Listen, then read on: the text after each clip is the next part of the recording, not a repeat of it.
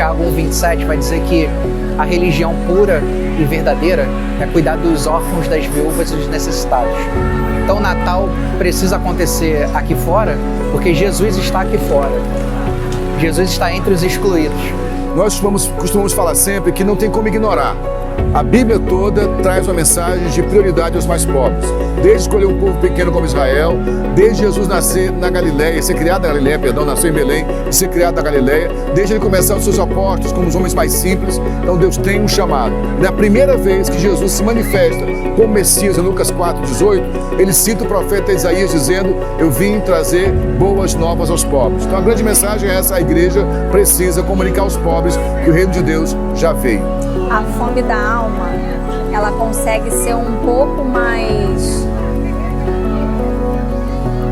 maior do que a fome do corpo, porque a fome do corpo parece que ela passa rápido, sabe? E a da alma, ela continua. Então, quando a gente chega aqui, a gente vê as pessoas comendo e sorrindo e agradecendo, é muito legal.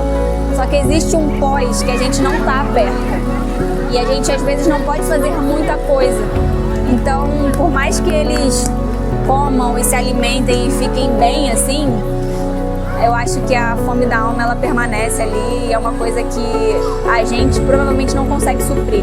Acho que isso é só Jesus mesmo. E aí a gente planta para que isso se transforme de alguma maneira nessa saciedade assim da alma deles, né? Eu espero que as pessoas que aqui estão, elas se sintam amadas, acolhidas, que elas possam perceber que Jesus as ama e que, embora a história delas tenha vivido momentos de muita dificuldade, muitos vivem na rua porque não tem mais esperança. Eu espero que elas encontrem esperança hoje através de tudo que está sendo feito. A gente parou aqui para poder dizer para elas que há esperança para elas, que elas são importantes e que Jesus morreu por cada uma delas. E quem estiver disposto, estaremos aqui para servir com todas as nossas forças, para que essas pessoas possam viver com um pouco mais de esperança, assim como nós vivemos. Nós estamos aqui servindo, não porque somos melhores, mas porque aproveitamos a oportunidade que Jesus nos deu e esperamos que elas aproveitem também. Então, na refeição, você tem a oportunidade de olhar nos olhos, de conversar, de estar presente. E no culto, às vezes, é tudo tão rápido, a gente entra, canta, tá ali, de certa forma, em comunhão, mas não com profundidade. E eu acho que na refeição, a gente tem a oportunidade de ser mais profundo, de olhar nos olhos, de conseguir realmente ouvir o outro e de estar presente naquele momento. Então nós sabemos, evidentemente, que um jantar como esse não vai matar a fome das pessoas, nem resolver as questões da injustiça social e da iniquidade. Mas ele é uma parábola, uma mensagem, é um grito de alerta, que nós podemos fazer alguma coisa. E acho que a grande mensagem é que a igreja tem que ser a igreja fora das quatro paredes, e Deus sempre pensou muito mais numa praça do que no templo. A família de Deus está muito mais habituada com a praça do que com o templo. Então que as praças sejam ocupadas pelo amor de Deus, e essa é a principal mensagem desse trabalho em unidade. Se a gente tivesse que escolher entre ter um templo ou ter uma mesa aqui fora, a gente só viveria aqui fora, porque o templo é só um espaço para a gente se organizar um pouquinho melhor, mas a igreja de verdade, o culto de verdade, ele acontece aqui fora. Acho que essa é a grande mensagem, né? O corpo de Cristo é um corpo só e uma só cabeça. Na verdade, a cooperação é a mensagem, é a palavra, aliás, que deve conduzir a igreja, nunca competição. Quando há cooperação, o milagre se manifesta, porque Deus sempre trabalha na relação e na comunhão. O real sentido do Natal é entender o nascimento de Jesus e o que ele pode fazer por nós, assim, enquanto família. Eu acho que, de uma certa forma, o ser humano ele tem muita dificuldade, às vezes, de se relacionar de forma profunda.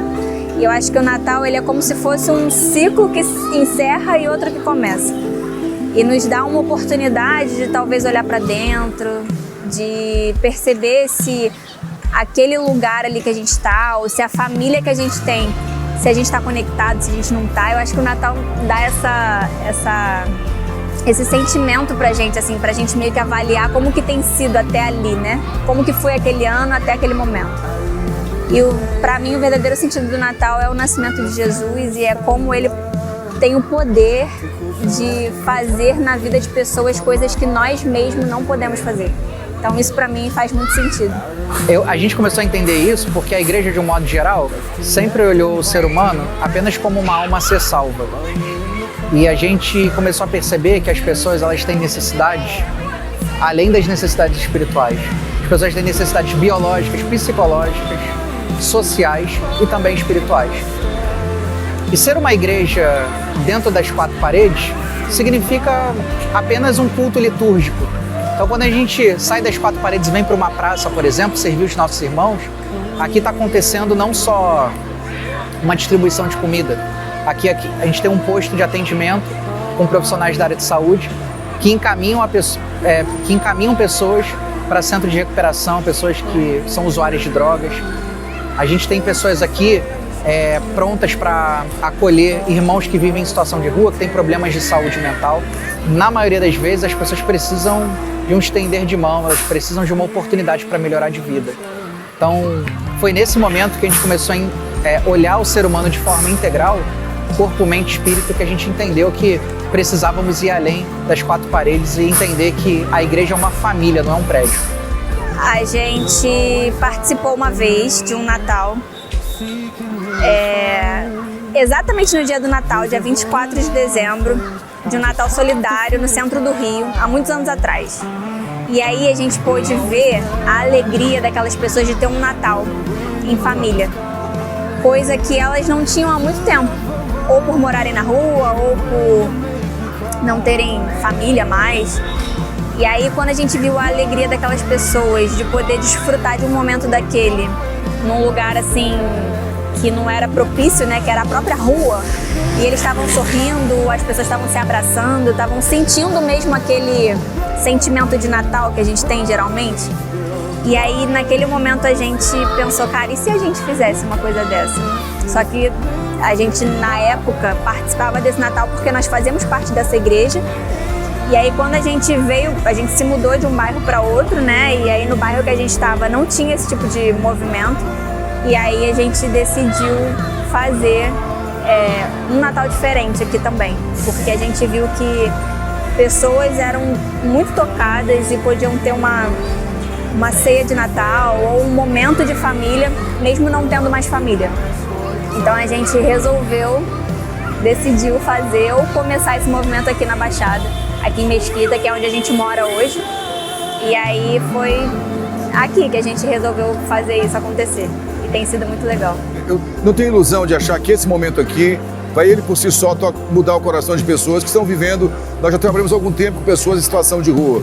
E nós sabemos que essa população tem muita amargura, muita mágoa, muita ferida emocional, ferida com famílias. E é lógico que um jantar não vai mudar, mas eu creio no poder da semente. O amor que eles recebem de pessoas que estão aqui interessadas apenas em acolhê-los, sem dúvida alguma, uma semente. E essa semente em si só é poderosa. E a mensagem fica para todos que assistirem esse vídeo, souberem desse movimento, unam suas igrejas, no seu bairro, na sua cidade. Deixa eu falar uma coisa com vocês. Toda vez que Deus quis fazer alguma coisa especial em Israel, Ele juntou duas ou três tribos juntas. Nunca dá certo uma igreja só. O trabalho de Deus é o trabalho da unidade. Há um poder intrínseco na relação. Juntem as forças, unam as igrejas, saiam das suas estruturas e vão para as praças. É o que Deus espera de fato da igreja nesse tempo. É o que eu realmente creio. Jesus está nos excluídos, naqueles que, de um modo geral, não são enxergados pelo Estado, não são enxergados, às vezes, até pela população mesmo. Então, não podemos esquecer que Jesus Cristo morreu por todos nós, inclusive por aqueles que não têm muita expressão na sociedade porque vivem em situação de rua, por exemplo.